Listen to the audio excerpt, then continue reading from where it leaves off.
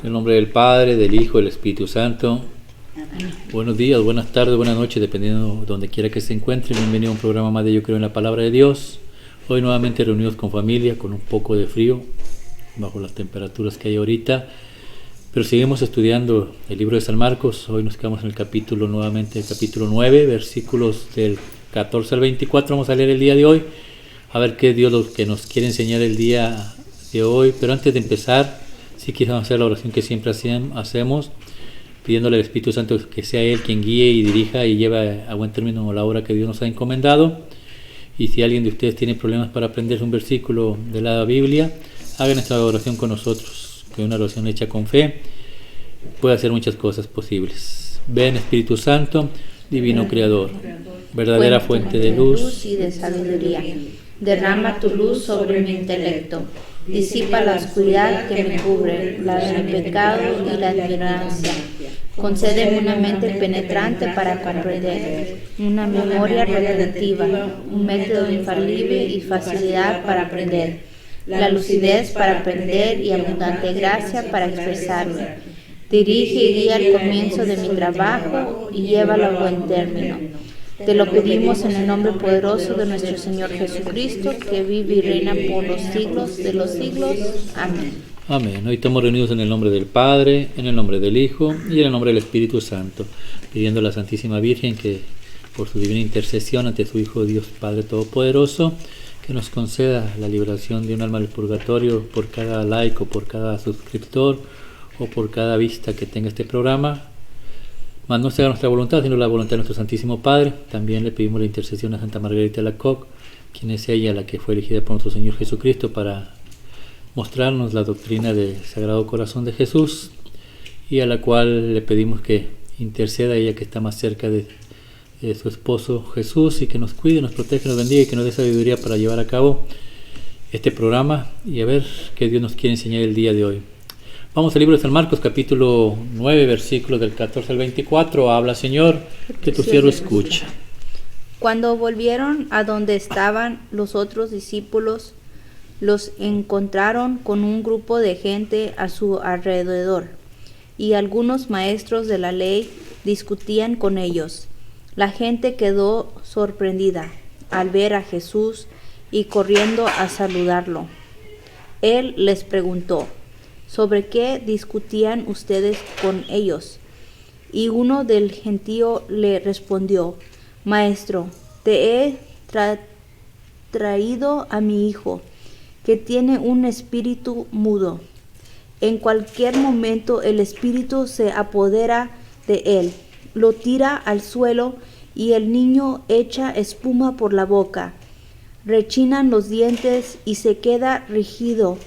Les pide a tus discípulos que echaran ese espíritu, pero no pudieron. Les respondió: ¿qué generación tan incrédula? ¿Hasta cuándo tendré que estar con ustedes? ¿Hasta cuándo tendré que soportarlos? Tráiganme al muchacho. Y se lo llevaron.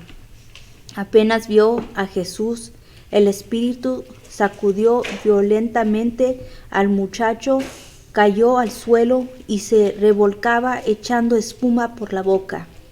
Entonces Jesús preguntó al padre: ¿desde cuándo le pasa esto? Le contestó: desde niño, y muchas veces el espíritu lo lanza al fuego y al agua para matarlo. Por eso, si puedes hacer algo, ten compasión de nosotros y ayúdanos. Jesús le dijo: ¿por qué dices, si puedes? Todo es posible para el que cree. Al instante el padre gritó: creo, pero ayuda mi poca fe. Palabra de Dios. Sobre ti, Señor Jesús. Me quedé pensando porque a veces son cosas, la iglesia siempre, para empezar a discernir un poquito de lo que Dios nos quiere enseñar. La semana pasada hablábamos de la transfiguración, cómo Jesús sube a lo que es su iglesia, Pedro, Santiago, Juan, los pilares de la iglesia, y cómo enfrente de ellos se transfigura La transfiguración la vemos continuamente. La transfiguración significa cambiar de forma. Jesús, su rostro se empezó a cambiar en un rostro más brillante, su ropa. En la iglesia tenemos una transfiguración o un cambio repentino. Jesús toma el pan y dice: esto es mi cuerpo. Es una transfiguración, está cambiando completamente la forma de una cosa a otra. Y nos muestra cómo con su iglesia, la Eucaristía, y también nos muestra que la oración a los santos, Él está orando, está de rodillas en este monte santo, y dice la palabra de Dios que hablaba con Moisés y con Elías. La pregunta es: ¿por qué no habló directamente con su Padre? Porque tal vez creo la enseñanza más grande que Él nos da, su iglesia, está completamente conectada. La iglesia militante aquí en la tierra, la iglesia triunfante allá en el cielo, los santos, y nosotros podemos y tenemos ese lujo, ese privilegio de contar con esa iglesia ya triunfante en el cielo para que nos pueda ayudar en el camino aquí. Él baja del monte y lo primero que se encuentra a sus otros apóstoles discutiendo con los escribas. Esta gente que le había puesto, que estaba atrás de él, de Jesús siempre, que nos enseña en la actualidad. Son las cosas que pasa a la iglesia de Cristo, que la iglesia católica, todos los ojos están puestos a ellos, especialmente qué hacen bien, qué hacen mal. En este caso los discípulos no pudieron sacar un espíritu malo de un joven, pero así está la iglesia actualmente. La iglesia está en los ojos de todo el mundo. Si hace algo bueno no lo van a platicar, pero si hace algo malo inmediatamente se forma la trifulca y se forma, pues más que nada, la crítica contra la iglesia de Dios, la iglesia de Cristo. Y la gente se sorprende porque baja Jesús llega y toda la gente voltea a verlo. ¿Qué nos enseña? La iglesia de Jesús está protegida. Lo vimos arriba cuando leímos lo de la transfiguración. Llegaba la nube y lo cubría. La nube es la protección del Padre sobre su iglesia. Baja Jesús y lo primero que hace es enfrentarlos a ellos.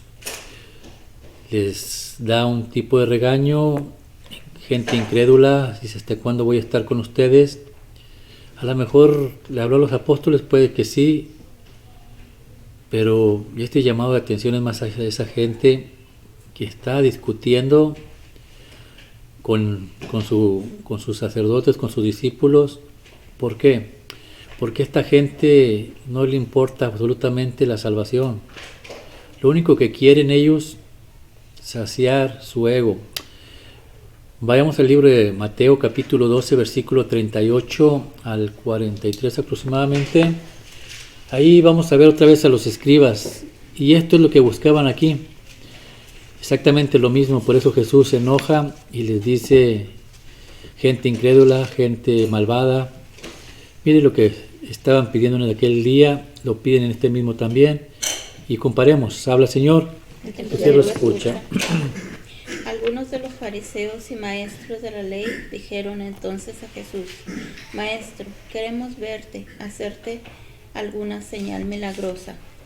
Jesús les contestó: esta gente malvada e infiel pide una señal milagrosa, pero no van a darse más señales que la del profeta Jonás. Pues así como Jonás estuvo 3 días y 3 noches dentro del gran pez, así también el Hijo del Hombre estará 3 días y 3 noches dentro de la tierra. Los de Nínive se levantarán y el día del juicio, cuando se juzgue a la gente de este tiempo, y la condenarán porque los de Nínive se volvieron a Dios cuando oyeron el mensaje de Jonás, y lo que hay aquí es mayor que Jonás.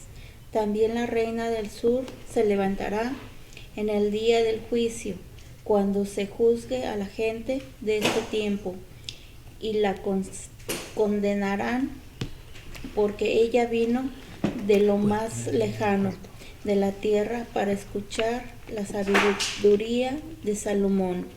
Y lo que hay aquí es mayor que Salomón.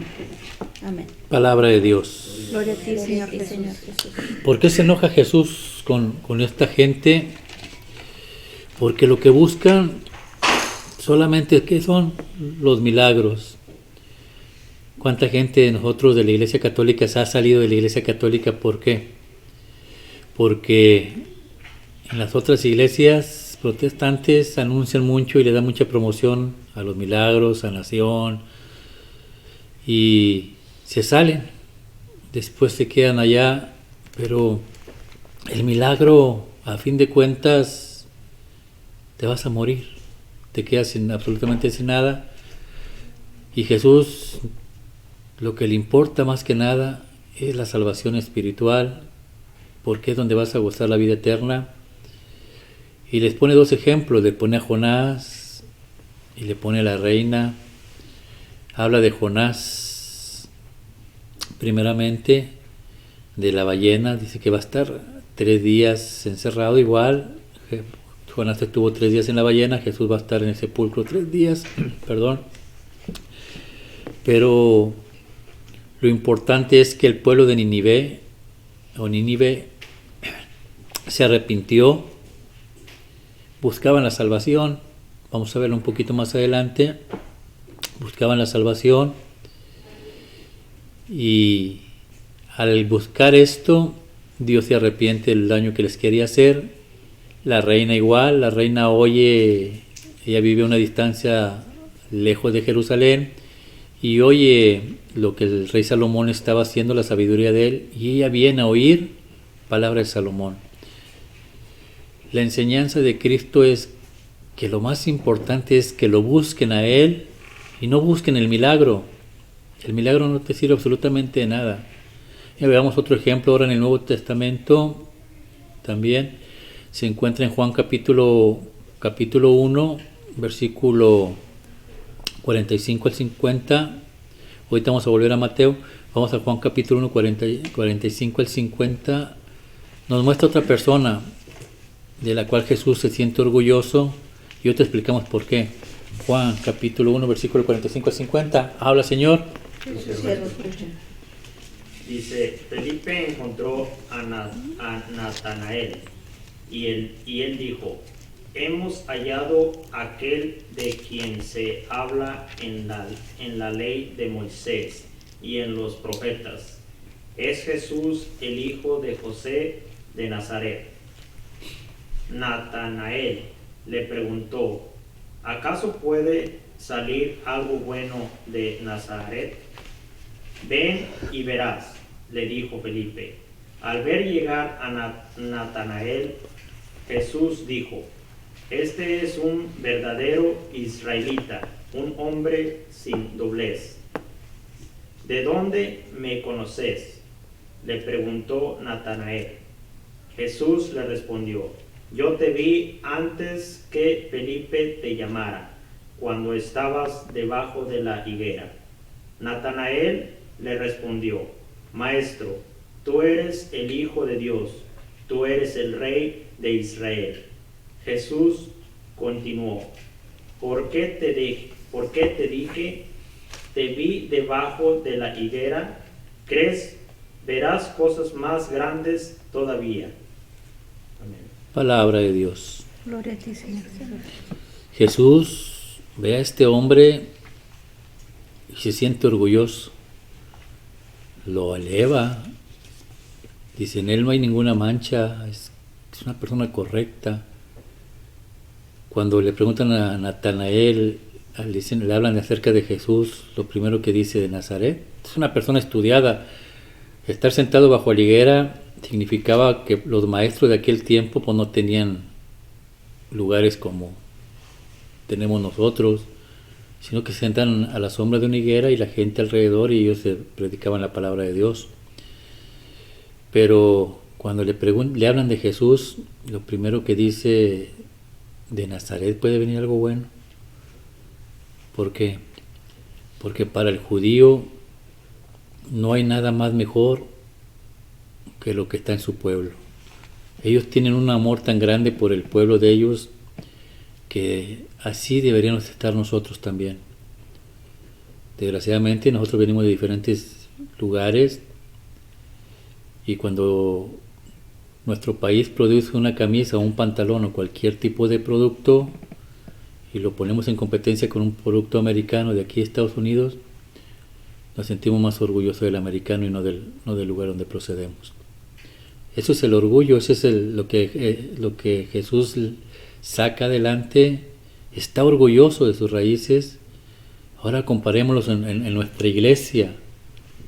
Estar orgulloso realmente de que somos católicos, pero vivirlo completamente, no vivir el catolicismo a medias, sino vivirlo como Jesús nos ha enseñado.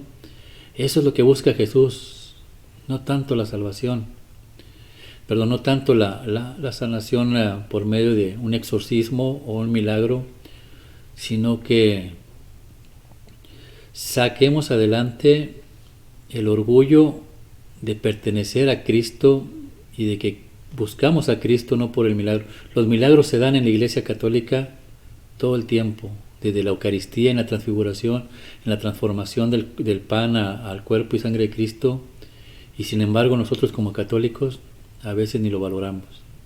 ¿Cuánta gente no quiere comer el cuerpo y la sangre de Cristo porque no creen? O por ignorancia o por lo que sea, pero los milagros ahí están,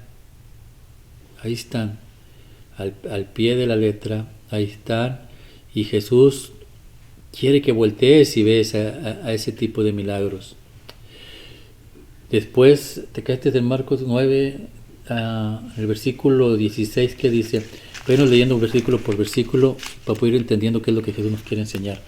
Vamos a ver qué nos enseña a través de Marcos capítulo 9, versículo nomás el 16, habla Señor. Que tu siervo escucha. Él les preguntó, ¿sobre qué discutían ustedes con ellos? Eso ya lo hablamos. 17.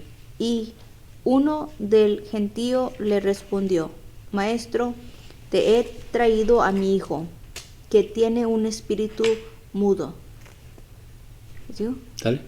En cualquier momento el espíritu se apodera de él, lo tira al suelo y el niño echa espuma por la boca. Ahí vamos a ver. Tiene un espíritu, le lleva un hombre, un papá le lleva a su hijo, tiene un espíritu, bueno, la Biblia dice, la mía dice un mudo y sordo, yo creo que nomás dice mudo, tiene el espíritu mudo y sordo. Antes de empezar a la explicación, quisiera, ¿qué lectura podemos usar para ver en Juan capítulo 10, versículo 10?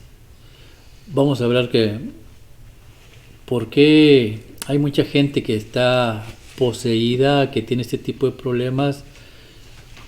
Juan capítulo 10, versículo 10, habla Señor. Tu siervo escucha. El ladrón viene solamente para robar, matar y destruir, pero yo he venido para que tengan vida y para que le tengan en abundancia. Y yo soy el buen pastor. Palabra de Dios. Gloria a ti, Señor Jesús. El ladrón viene y roba y mata.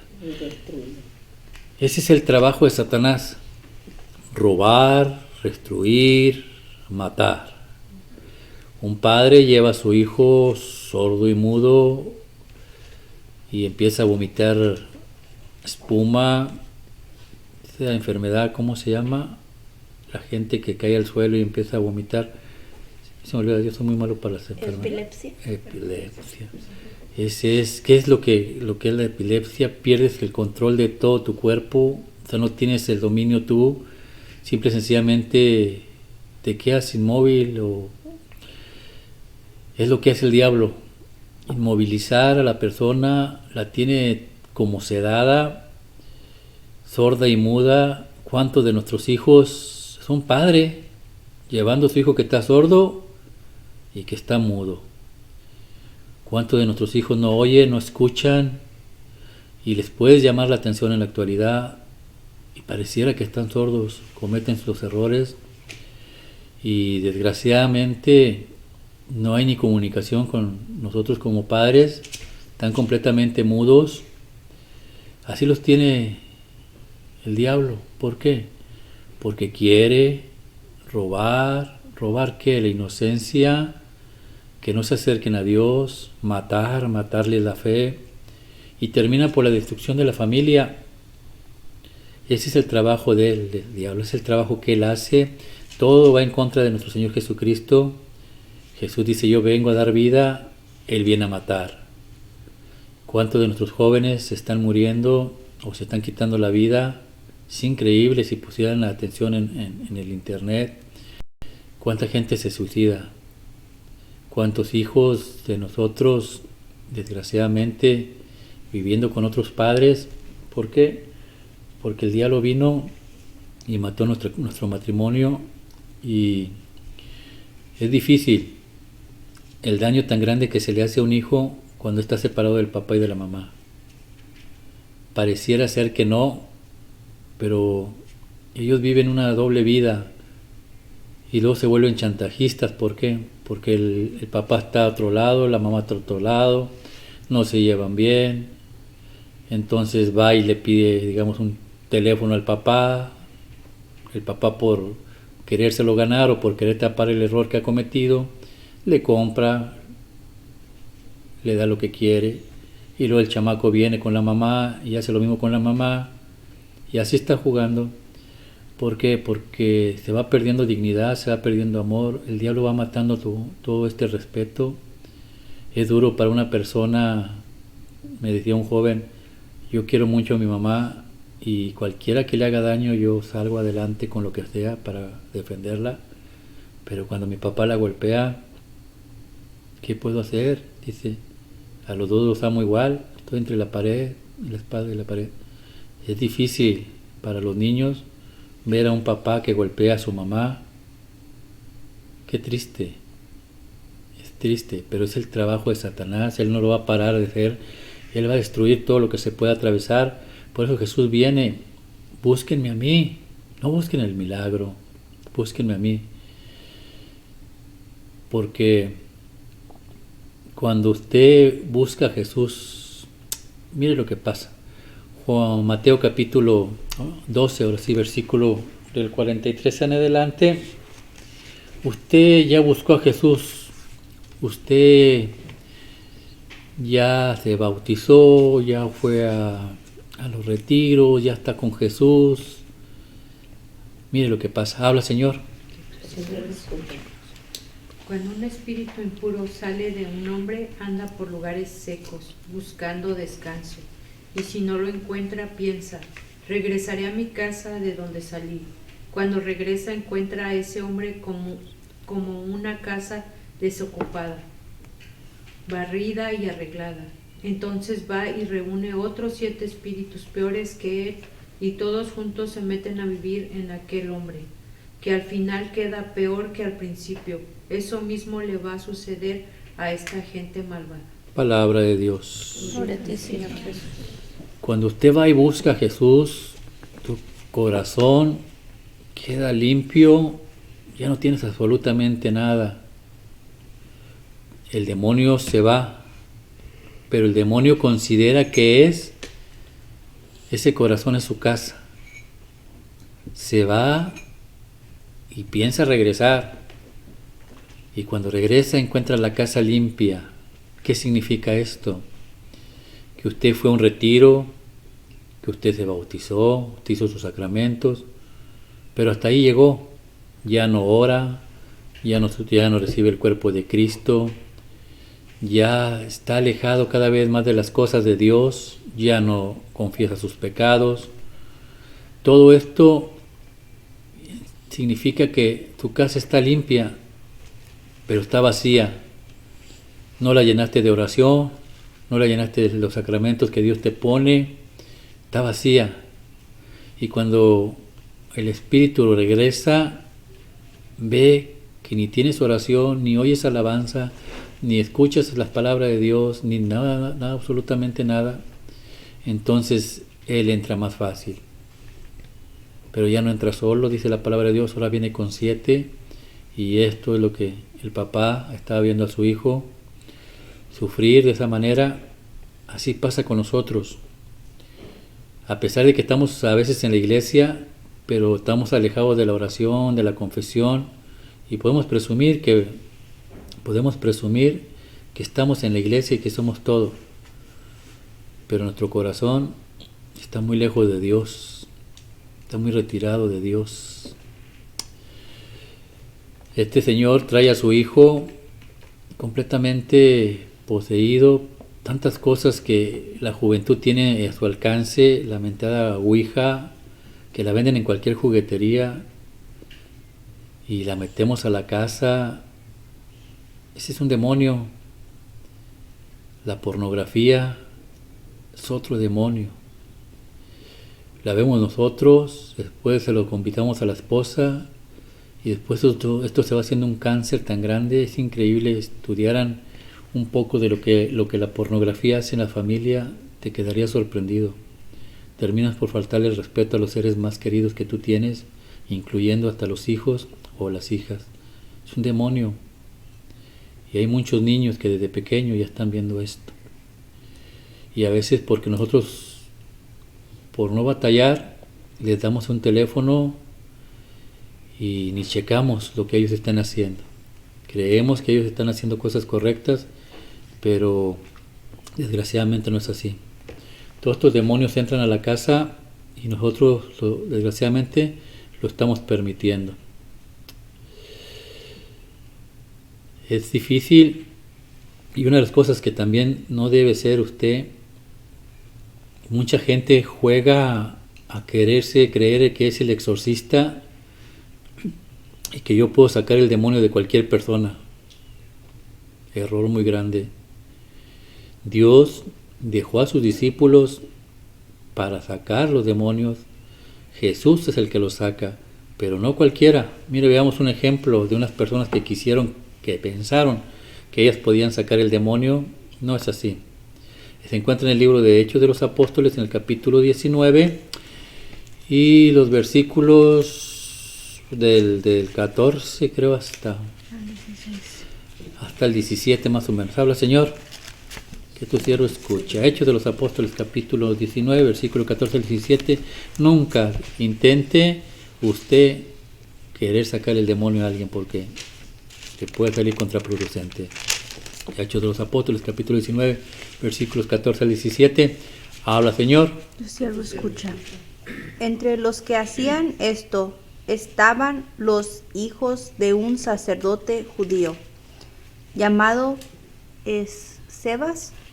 Un día entraron en una casa y se atrevieron a hacer eso. Pero el espíritu malo les contestó: conozco a Jesús y sé quién es Pablo, pero ustedes, ¿quiénes son? Y el hombre que tenía el espíritu malo se lanzó sobre ellos, los sujetó a ambos y los maltrató de tal manera que huyeron de la casa desnudos y malheridos. La noticia llegó a todos los habitantes de Éfeso, tanto judíos como griegos. Todos quedaron muy atemorizados y el nombre del Señor Jesús fue tenido en gran consideración. Palabra de Dios. Ponle pausa. Señor Jesús. Mucha gente piensa que nomás es de pararse ante una persona y ponerle las manos. No es así, no puedes hacer eso, porque todo lo que esa persona traiga te va a pasar a ti. El diablo es bien astuto, y aquí dice bien claro: yo a Jesús sí lo conozco, y a Pablo también lo conozco. ¿Por qué a Pablo sí lo conocía? Porque Pablo fue elegido por Jesús. Y el diablo tiembla con los sacerdotes y tiembla con los que Jesús haya escogido. Si Dios no te ha escogido, no hagas esto, porque te vas a causar un daño muy grande. Todo lo que traiga esa persona pasa automáticamente a ti, nomás por una terquedad. La mejor sanación no es el exorcismo. El mejor milagro no es el exorcismo. Hay un exorcista que está bueno, ya creo que falleció, está en Roma, ya más de 60,000 exorcismos en toda su vida, y ha sacado demonios. Usted puede ver todos los videos que él tiene en el internet. Su nombre es Gabriele More, o Gabriele More, algo así, es italiano. Y una vez le preguntaron, ¿cuál es el milagro más grande que tú has hecho al sacar el exorcismo? Dijo, el sacar el sacar un espíritu no es un milagro tan grande como el que menciona aquí, versículo 38, ¿dónde te quedaste? Mire cuál es el milagro más grande, y esto lo dijo ese señor que ha sacado 50,000 demonios en diferentes personas. Habla, Señor, que tu siervo escucha. San Hechos de los Apóstoles, capítulo 19, versículo 38, ahí nos muestra cuál es el verdadero milagro, y nosotros a veces ni lo tomamos en cuenta. Hechos de los Apóstoles 19, versículo 38, habla, Señor, que tu siervo escucha. Si Demeterio y sus artífices tienen cargos contra alguno. Hechos de los Apóstoles 19, ¿Sí? versículo 38, aquí dale. Si Demeterio y sus artífices tienen cargos contra alguno, para eso están las audiencias y los magistrados, que presenten allí sus acusaciones. ¿Le sigo? Dale.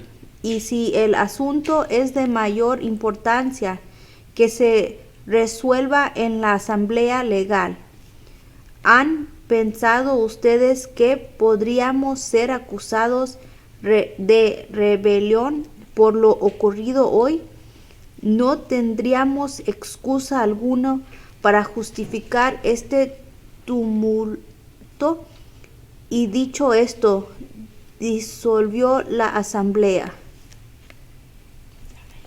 Amén. Ahí termina. Sí. A ver, léeme otra vez el 17.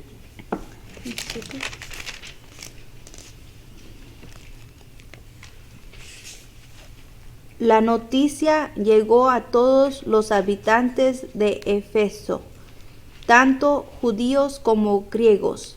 Todos quedaron muy atemorizados y el nombre del Señor Jesús fue tenido en gran consideración. Luego sigue. Muchos de los que Ahí. habían aceptado la fe venían a confesar y exponer todo lo que antes habían hecho. No pocos de los que habían practicado la magia hicieron un montón con sus libros y los quemaron delante de todos. ¿Es el mismo versículo 17? No, es el 18 y 19. Ahí está. Pues, ¿por qué me leyó en otro? ¿Cuál es el verdadero milagro? La confesión. La mejor liberación. Usted a veces se la pasa con muchas tonterías y le da vueltas y vueltas al asunto. El verdadero exorcismo se celebra cada que usted vaya al sacerdote y le diga todo lo que usted trae en su corazón, pero ser sincero, sin esconder absolutamente nada. Usted destruye a Satanás, no le agrada que usted vaya y platique y diga todo lo que usted trae. Gente que no puede morir porque traen tanta cosa en el corazón y no son capaces de decirle al Padre o a Dios por medio del Padre: he cometido este error, he hecho esto, tantas cosas.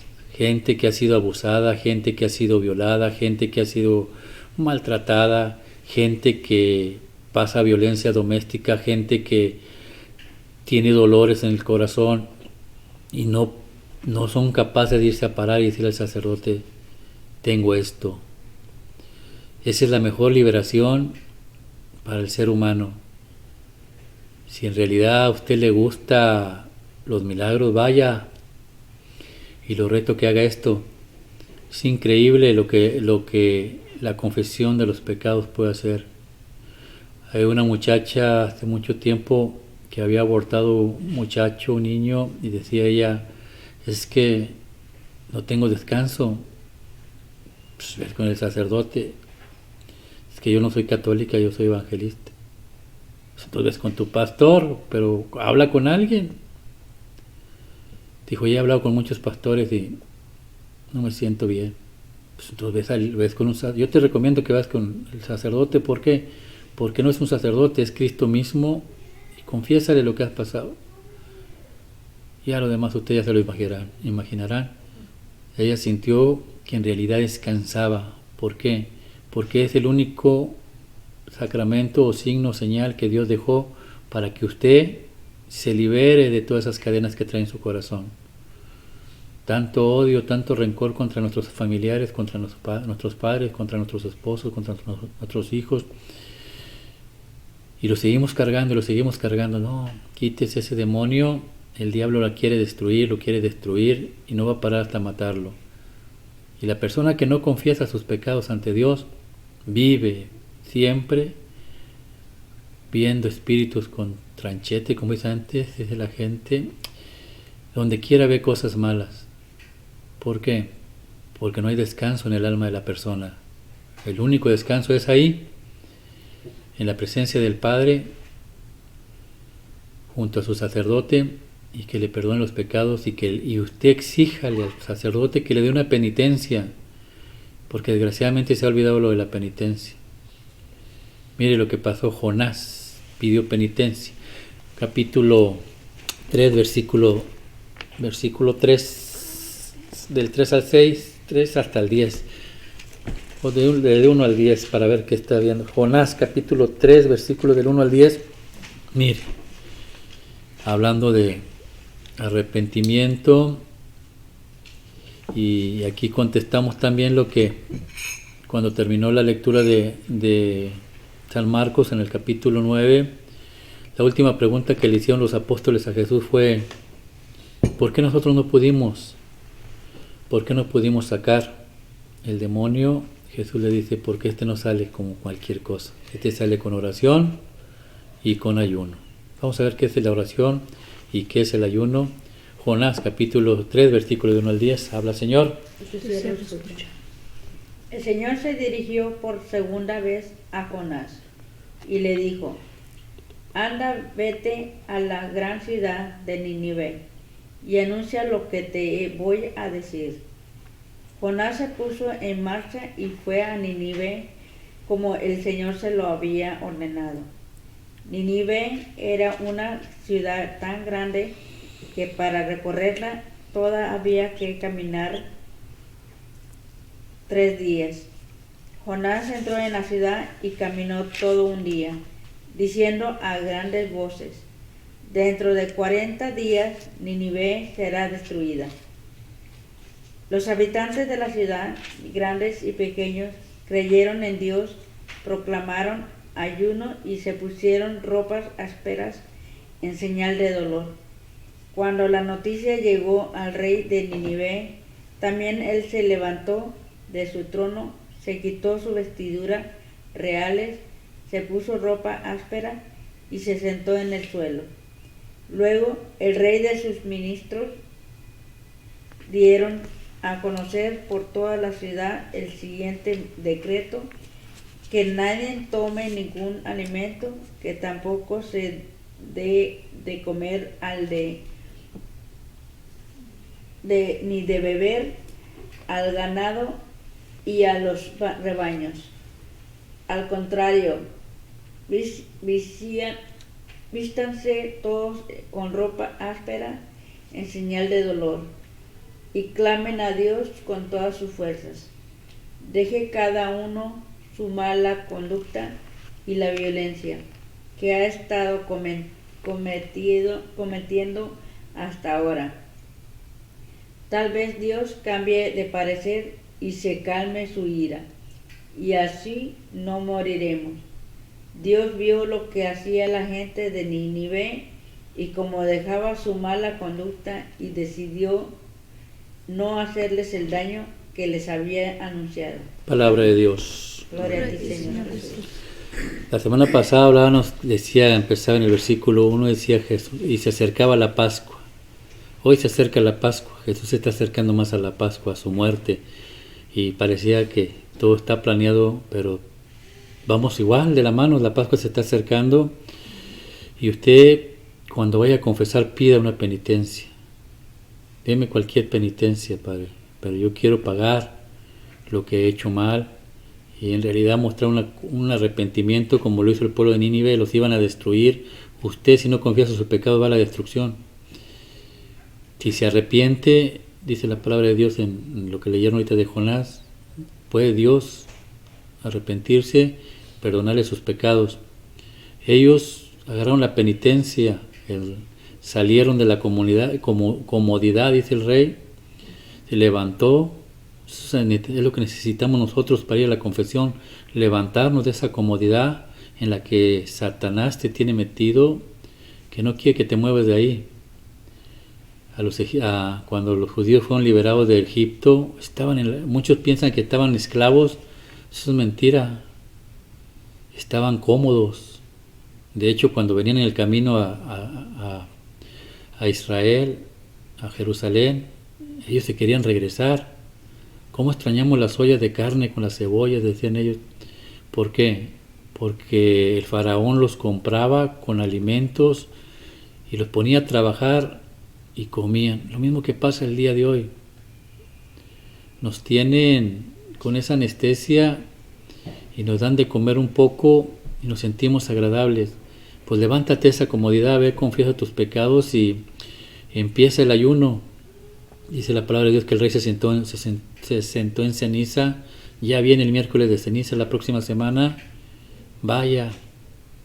¿Qué significa la ceniza rápidamente? Solamente es reconocer que soy polvo y al polvo he de volver. Humildad. Eso se llama humildad. Bajarse hasta el suelo y reconocer que del polvo salí y del polvo voy a regresar. Empezamos el miércoles y empieza la cuaresma. Que esta cuaresma sea de ayuno para usted. ¿Qué es el ayuno? Renunciar a todas esas cosas que le impiden acercarse a Dios. La semana pasada decíamos, a lo mejor a usted le gusta vestirse de lo mejor. Pues esta cuaresma vístase de lo más simple, lo más sencillo. Cualquier cosa que usted crea que ocupa el lugar de Dios, deseche esa. Puede ser un alimento, puede ser una bebida, puede ser malas palabras, puede ser trabajo, lo que usted considere, pero ya empiece a hacer un cambio para Dios. Nos quedamos ya para acabar el 9 de Marcos. Te quedaste en el versículo, creo que 20, ¿no? Marcos capítulo 9, versículo 20, habla Señor. Escucha. Y se lo llevaron. Apenas vio a Jesús, el espíritu sacudió violentamente al muchacho, cayó al suelo y se revolcaba echando espuma por la boca. Entonces Jesús preguntó al padre, ¿desde cuándo le pasa esto? Le contestó, desde niño, y muchas veces el espíritu lo lanza al fuego y al agua para matarlo. Por eso, si puedes hacer algo, ten compasión de nosotros y ayúdanos. Jesús le dijo, ¿por qué dices si puedes? Todo es posible para el que cree. Al instante el padre gritó, creo, pero ayuda a mi poca fe. Palabra de Dios. Gloria a ti, Señor Jesús. Es increíble, a veces desde pequeños, por ignorancia de nosotros, no educamos a nuestros hijos o por cualquier cosa. Preferimos que nuestros hijos nos vean con una botella de cerveza, una botella de vino, a ponerles la palabra de Dios, a predicarles la palabra de Dios, y después, como obra de milagro, queremos llevárselo al sacerdote para que el sacerdote lo eduque. Eso es muy imposible. A los 12 años, 13 años, ya un niño ya es consciente de lo que está haciendo. Usted lo tiene en la casa, la obligación de usted es educarlo, llevarlo, y sí, acompañarse de la iglesia, que haga los sacramentos desde pequeño para que crezca conforme a Jesús, y para cuando el niño vea a Dios, al igual que el diablo, que el espíritu maligno, tenga miedo. El temor de Dios es lo mejor que nos puede pasar, saber que estamos haciendo una cosa mala y reflexionar. Temor de Dios. Dice la palabra de Dios que el Señor le decía, si puedes. Jesús voltea y le dice que si puedo. Si yo te saqué del alcoholismo, yo te saqué de la drogadicción, yo te di el trabajo que tú tienes, los hijos que tú tienes es porque yo te los he dado. Y me preguntas que si puedo. Yo puedo levantar tu matrimonio, yo puedo hacer lo que yo quiera, todo es posible para todo aquel que cree. Y eso es lo que necesitamos empezar a poner en práctica. Creer firmemente de que con Dios todo usted lo puede, todo lo puede. Dijo Jesús en Hechos de los Apóstoles, no se muevan de aquí de Jerusalén hasta que reciban poder del cielo. Y luego vino en Pentecostés y recibieron ese poder del cielo. ¿Cómo se recibe ese poder? Cuando usted está dentro de la iglesia y lleva a cabo las ordenanzas de Jesús. Ese día ni los maleficios, ni las brujerías, ni nada, ni así que su esposo se pelee con usted. Usted tiene que entender que su esposo no es Dios, ni su esposa es Dios. El único que es Dios es Jesús. Y usted, el día que usted aprenda a amar a Dios, amar a Jesús, como a veces ama a su esposo, como a veces ama a su teléfono, como a veces ama a las cosas de aquí, ese día usted se va a dar cuenta que no hay espíritu maligno que pueda con usted. Así le venga la enfermedad, así le venga la necesidad, usted se va a sentir en paz. ¿Por qué? Porque está bajo la misericordia de Dios. Todo es posible para aquel que tiene fe. Mire, ya para cerrar, Lucas capítulo 17, versículos del 11 al 17, 2 tipos de fe, y usted puede poner en práctica la que usted quiera. Ya la hemos leído anteriormente, la vamos a leer otra vez. Lucas capítulo 17, versículos del 11 al 17, habla Señor.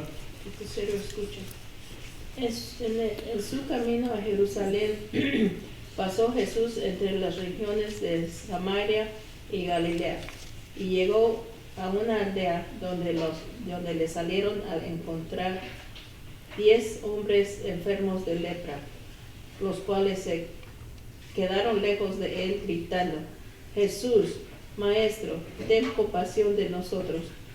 Cuando Jesús los vio, les dijo, vengan a presentarse a los sacerdotes.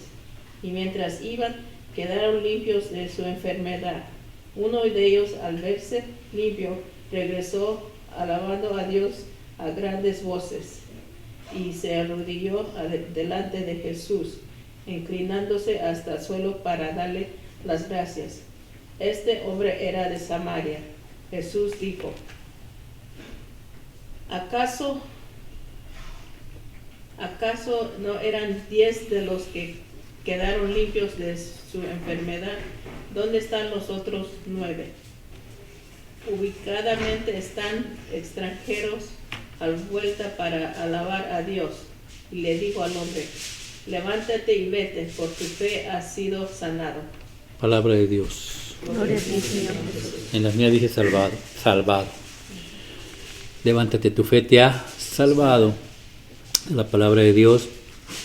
10 hombres que buscaban el milagro y solamente uno se quedó para seguir a Cristo. Desgraciadamente eso pasa en nuestra iglesia. Que no sea usted uno de los 9 que se fue, que sea como el que se quedó. Dele honra, dele gloria a Dios. El día de mañana vamos a estar sentados en la presencia de Él.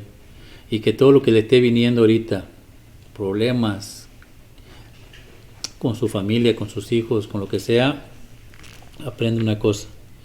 De lo malo Dios va a sacar siempre lo bueno. Y si dura más estas cosas que estamos pasando, es porque Dios está planeando hacer algo con usted o conmigo. ¿Qué es? No podemos saberlo hasta que termine la obra. Déjese llevar por Dios, deje que Dios guíe y dirija y que la lleve usted a buen término, porque algo va a hacer Dios. Yo creo que la lección de hoy más grande, Jesús nos enseña que la confianza no está en los milagros que Jesús hizo, que la confianza está en lo que Jesús vino a hacer para que nosotros tengamos una vida y vida en abundancia. Allá de donde hemos venido y a donde un día tenemos que partir y estaremos un día sentados a la mesa junto con el Padre, con el Hijo y el Espíritu Santo, comiendo el cuerpo y bebiendo la sangre y cantándole sus alabanzas. Que la gracia del Padre, el amor del Hijo y la comunión del Espíritu Santo nos acompañe hoy y mañana siempre. El manto de la Santísima Virgen los cubre a ustedes, a sus hijos, esposas, esposos, seres queridos. Y el pueblo de Dios dice, amén. En el nombre del Padre, del Hijo y del Espíritu Santo. Amén.